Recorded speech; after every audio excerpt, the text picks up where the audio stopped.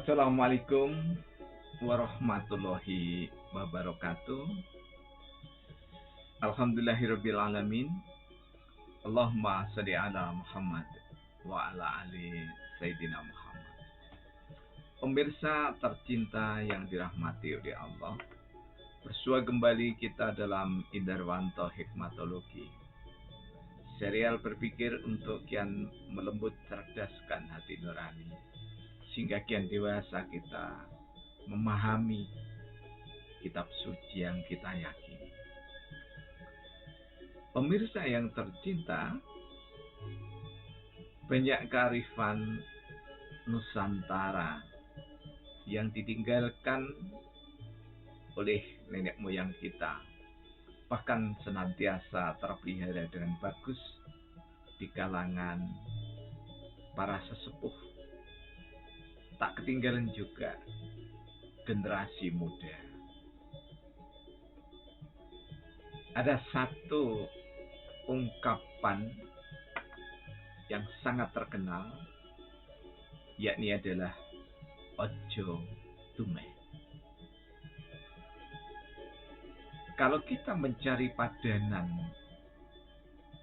kata di dalam bahasa Indonesia, ini nyaris tidak bisa ditemukan yang pas persis dengan kosakata Nusantara tersebut. Mengingat kosakata ojo dumeh syarat dengan makna sastra. Dan inilah kearifan rasa batin putra-putri Nusantara. Rasa batin nenek moyang Nusantara. Kita bisa saja menerjemahkan ojo tumeh, jangan mentang-mentang, jangan begitu, jangan meremehkan, dan seterusnya. Namun betapapun kita memaknai ojo tumeh, maka kata-kata ojo tumeh itu bisa ditempatkan untuk apa saja. Jadi kita bisa menempatkan, kalau dalam bahasa zaman Orde Baru, ada singkatan Ipolek Sosbud Hankam. Kemudian di era kesejagatan kita bisa menambahkan IT atau IT, informatika teknologi. Semua bisa ditempeli dengan kalimat ojo tumeh. Jika kita beranjak pada ideologi atau kita lengkapi dengan agama, jika kita beranjak dari agama, jangan mentang-mentang bacaan atau makhrajul huruf sudah bagus, kemudian menghina mereka yang masih pemula atau yang memang sudah senior, tapi makhrajul hurufnya menurut ahli tajwid masih belum bagus. Nah, jangan juga kita merasa hebat ketika kita sudah memahami fikih, sudah bisa memahami tauhid, sudah bisa memahami tasawuf. Memahami semua itu, kemudian kita dumeh, kita mentang-mentang, kita jubrio takabur, maka akan menghapuskan seluruh kemuliaan yang dianugerahkan oleh Allah. Demikian juga ketika kita kaitkan dengan ideologi. Ojo dumeh kuoso, Kemudian kita membuat tafsir ideologi yang merasa paling benar sendiri. Semua anak bangsa dianggap tidak mampu menafsirkan kecuali mereka yang lagi berkuasa. Tafsir-tafsir ideologi harus terhindar dari kalimah ojo dumeh. Jadi dumeh kuoso, mentang-mentang berkuasa, mentang-mentang punya ilmu berkaitan dengan ideologi, maka semuanya salah. Tidak demikian. Apalagi jika kita kaitkan dengan politik. Sekarang kalau boleh dibilang, dumeh berkuasa di bidang politik itulah kemudian sangat amat jarang anggota legislatif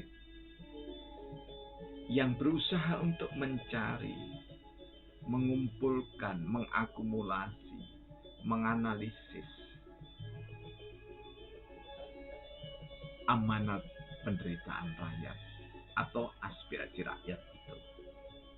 Sehingga keputusan-keputusan politik yang dihasilkan adalah politik dumeh.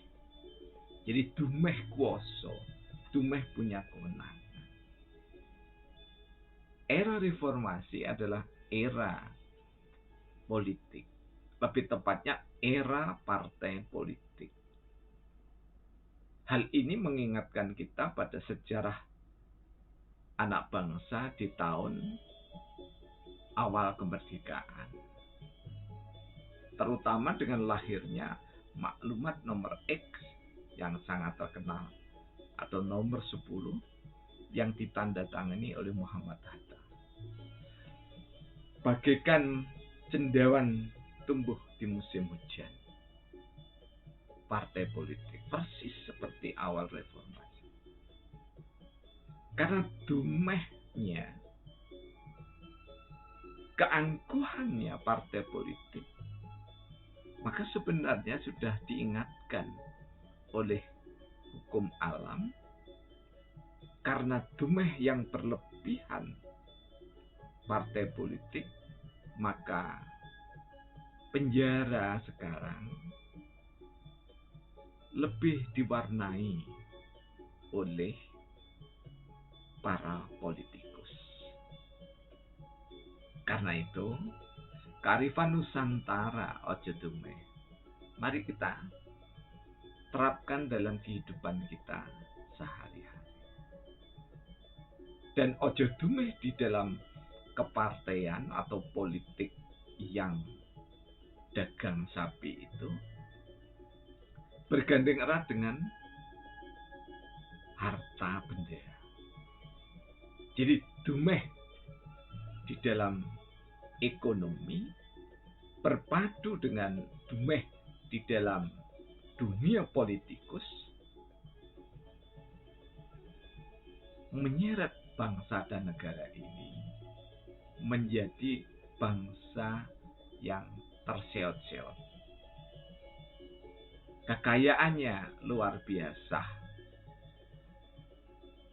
keadaannya, namun sebagian besar penduduk justru menderita karena himpitan ekonomi.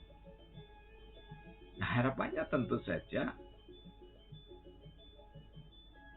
bukan berarti ideologi Pancasila yang dianut bangsa Indonesia yang tidak tepat. Namun, jika kita telisik lebih seksama, karena ideologi yang masih belum tepat diterapkan oleh bangsa ini. Lagi-lagi kita tidak perlu menyalahkan sepenuhnya pada pimpinan di level manapun. Namun bangsa ini harus survive, harus bangkit, terus hidup tumbuh kembang, mengarah pada negara Pancasila, negara paripurna.